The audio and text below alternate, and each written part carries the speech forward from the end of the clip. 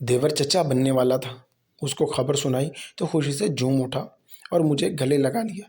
मैंने बोला, अच्छा छोड़ो तो सही। मैं चिल्लाने लगी, लेकिन ना माना। बोला, भाभी ऐसे काम नहीं चलेगा। पूछा, फिर कैसे चलेगा? कहने लगा, आज मुझे खुश कर दो। मेरे तोते उस वक्त उड़ गए जब देवर ने मेरी शादी के चंद दिन बाद मेरी देवरानी मेरे घर पर आई। मुझे तो बस एक बात कहीं खुशी मिली थी, पहली बार देखना नहीं, मेरे घर पर आई। मैंने इन्हें खूब अच्छे से इस्तकबाल किया।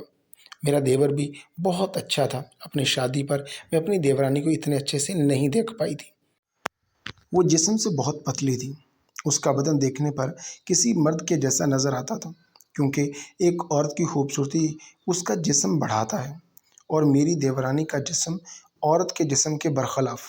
मेरा देवर यानी इसका शौहर एक कड़ियल जवान था, देखने में एक हट्टा कट्टा, और दोनों की जोड़ी देखकर मैं हैरान रह गई।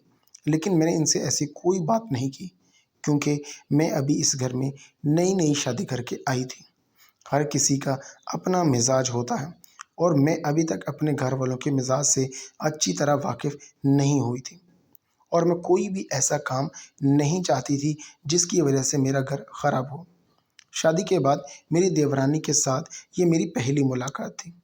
कोई भी औरत अपने देवर से बात करने में शर्माती है।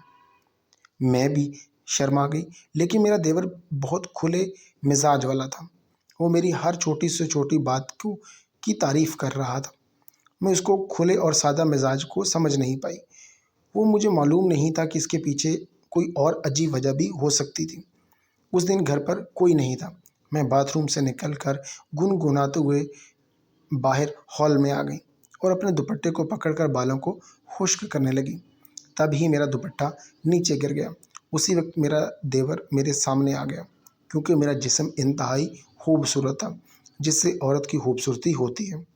और दरवाज़ा जो कि खुला था, मैं अपने दुपट्टे को देखकर फौरी तौर पर अपना दुपट्टा उठाए और अपने कमरे में चली गई, क्योंकि उस दिन मैंने बहुत खूबसूरत लिबास पहना हुआ था।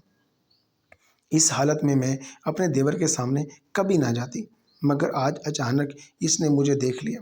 तब मेरा देवर मुझे पीछे भागते हुए आया, और उसने मुझे दुपट्टा सेट करने का भी वक्त नहीं दिया। इसने कहा कि मुझे एक ज़रूरी फ़ाइल नहीं मिल रही, मुझे ऑफ़िस जाना है। इस फ़ाइल को तलाश करने में आप मेरी मदद करें। इसने मेरा हाथ पकड़ा, मुझे अपने कमरे से बाहर खींच कर ले गया। मैं अपने देवर के सामने ऐसे ही हुलिये में थी, और मुझे बहुत ज़्यादा शर्म आ रही थी। और मैंने कहा, अच्छा छोड़ो तो सही, क्या कर रहे हो तुम? थोड़ा सब्र तो करो, मैं तुम्हारे साथ चलती हूँ। मगर वो मेरी एक भी नहीं सुन रहा था। शायद वो जल्दी में था और मुझे अपने कमरे में ले गया। मैं जल्दी जल्दी वहाँ से उसकी फ़ाइल तलाश करने लगी। फ़ाइल को हर जगह तलाश किया, लेकिन फ़ाइल मुझे कहीं नहीं मिली। लेकिन देवर ने मुझे नहीं बताया कि कौन सी फ़ाइल चाहिए थी। लेकिन जब मैंने इनसे पूछने की कोशिश की कि वो फ़ाइल कौन सी है, तो देखा कि वो मेरे पाँव के नाखूनों से लेकर मेरे सर के बालों तक मुझे घूर रहा था। जैसे ही मेरा ध्यान उसकी नज़र पर गया, तो मैंने कहा, असद, मुझे आपकी फ़ाइल नहीं मिल रही। फ़ाइल आप ही ने रखी है, लिहाजा आप खुद ही तलाश करें और मुझे माफ़ करें। इतना कहकर मैं अपने कमरे में जाने लगी। नहाने की वजह से मेरा जूता अभी भी पानी से गीला हुआ था। मैं अपने कमरे में जाने लगी, तब स्लीपर गीले होने की वजह से मेरा पाँव फिसल गया, और मैं गिरने ही वाली थी कि मेरे देवर ने मुझे गिरने से बचा लिया और कहने लगा, भाभी ध्यान से। मैं जल्दी से खुद को संभालने लगी और अपने कमरे में चली गई। कुछ देर के बाद उसकी आवाज़ सुनाई दी, मैं दफ्तर के लिए निकल रहा हूँ, दरवाज़ा लगा लीजिएगा। इसके घर से निकलने के बाद मैं अपने कमरे से बाहर निकली, और किसी को भी ये बात मैंने नहीं बताई कि सुबह मेरे और देवर के दरमियान में क्या हुआ था। और ये मैंने किसी को बताना भी नहीं था, क्योंकि ये कोई बात बताने वाली नहीं थी। इसी तरह देवर ने दूसरे दिन छुट्टी कर ली, और उन्होंने कहा कि बेगम के जिस्म में बहुत दर्द है। आज मेरी देवरानी मुझे डॉक्टर के पास लेकर जाएगी। शायद कोई ज़रूरी चेकअप करवाना था, मगर पता नहीं क्यों देवर साथ नहीं गया। मैं मज़ीद परेशान हो गई कि आज फिर सारा दिन मुझे देवर की बातें सुननी पड़ेंगी, क्योंकि जब भी वो घर में होता है, एक लम्हे के लिए भी मुंह बंद नहीं करता। दोपहर को मैंने देवर को खाना बना कर दिया, तो खाना खाने के बाद वो सबके सामने मेरी तारीफ़ें करने लगा। मेरे देवर ने फिर मुझे कुछ पैसे भी दिए। देवर ने मेरी जो तारीफ़ की, इसे देखकर मेरी देवरानी बहुत गुस्से से उसकी तरफ देखने लगी। उनकी निगाहों का कुछ भी मुझ पर कोई असर नहीं हुआ। इसके बाद मेरी देवरानी अपने शौहर को लेकर अपने घर चली गई और मुझे जो पैसे मिले थे, इसे लेकर मैं किचन में चली गई। कुछ दिन बाद मेरी देवरानी फिर से हमारे घर आई। अब वो हर 2 दिन बाद आने जाने लगी थी, जिसकी वजह से हमारा हनीमून का प्लान भी नहीं बन पा रहा था। इसीलिए मैंने अपने शौहर से कहा कि आप भाभी से बात करें कि हर 2 दिन बाद वो हमारे घर आ जाती है, आखिर बात क्या है? मेरी एक ही भाभी है, मैं इसे कुछ नहीं कह सकता, लिहाजा तुम थोड़ा सब्र के साथ काम लो। और मुझे अपना मुंह बंद करने के लिए कहा। इस वक्त मैं खामोशी के साथ वहाँ से चली गई। अगली सुबह वो भाभी को लेकर दवाई लेने के लिए दूसरे शहर निकल गया। सुबह को मेरा देवर भी इनके साथ ही ऑफिस के लिए निकल गया। मुझे ऐसा लग रहा था जैसे इस घर में कोई नहीं है।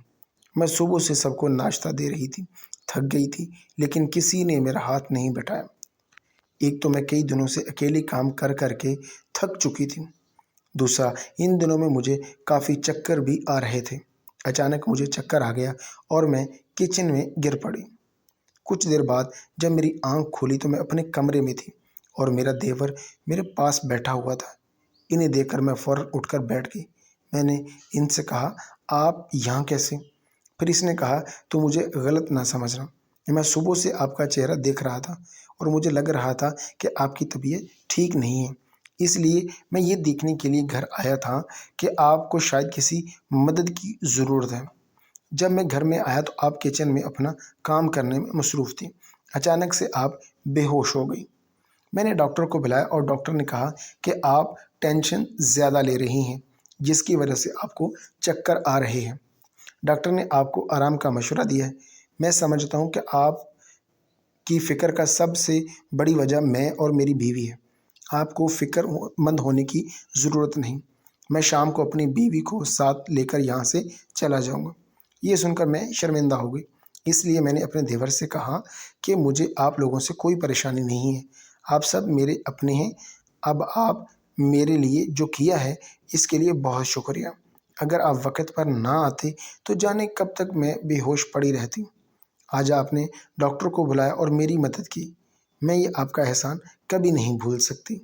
जैसे ही मैं अपना बाकी काम करने के लिए उठने लगी तो मेरे देवर ने मुझे बिस्तर से उठने ना दिया और वहीं बिठा दिया और किचन से मेरे लिए सेब और केला काट कर ले आया। थोड़ा सा फ्रूट खाया और मुझे कुछ होश आया। देवर ने कहा, कल मैंने आपसे जो भी बात की उसके लिए मैं माफ़ी चाहता हूँ। मैं जज्बाती होकर ये सब कर गया था, मुझे माफ़ कर दीजिएगा। मेरी नीयत गलत नहीं थी और मैं अपने देवर का जज्बात को समझ लिया। आज इसने मेरी मदद करके अपनी गलती का बदला दे दिया और मैंने इसे फ़ौरन माफ़ भी कर दिया और इसके बाद उसने मुझे आराम करने के लिए वक़्त दिया। थोड़ी देर आराम करने के बाद जब मैं उठी तो घर बिल्कुल साफ़-सुथरा था। देवर ने मेरा बचा हुआ सारा काम सँभाल लिया। दोपहर का खाना इसने बाहर से ऑर्डर किया और मेरे शौहर से भी ज़्यादा मेरा ख़्याल रखने लगा। वो हमेशा से कहता था इन्हें मेरी जैसी बीवी चाहिए थी। अब उसकी देखभाल और मोहब्बत भरे रवैयों को देखकर मैं बहुत कुछ समझ चुकी थी, मगर देवर पर उसकी बीवी का हक बनता था और मेरे ख़्याल में देवर का भी यही फ़र्ज़ था कि वो चाहिए कि कोई बीमार ही सही, कम से कम उसकी ठीक करवाता और उसका इलाज करवाता। लेकिन मैं उसके सामने अपने एहसासात का इज़हार नहीं कर सकती थी। अगले दिनों तक मेरे देवर ने मेरा बहुत ख़्याल रखा और ये कहकर अपने ऑफ़िस से छुट्टी ली कि इसकी बीवी की तबीयत ठीक नहीं है। मेरे घर के कामों में मेरी मदद करता और मुझे भी कोई उलझन नहीं होती थी, क्योंकि उसकी नीयत साफ़ थी।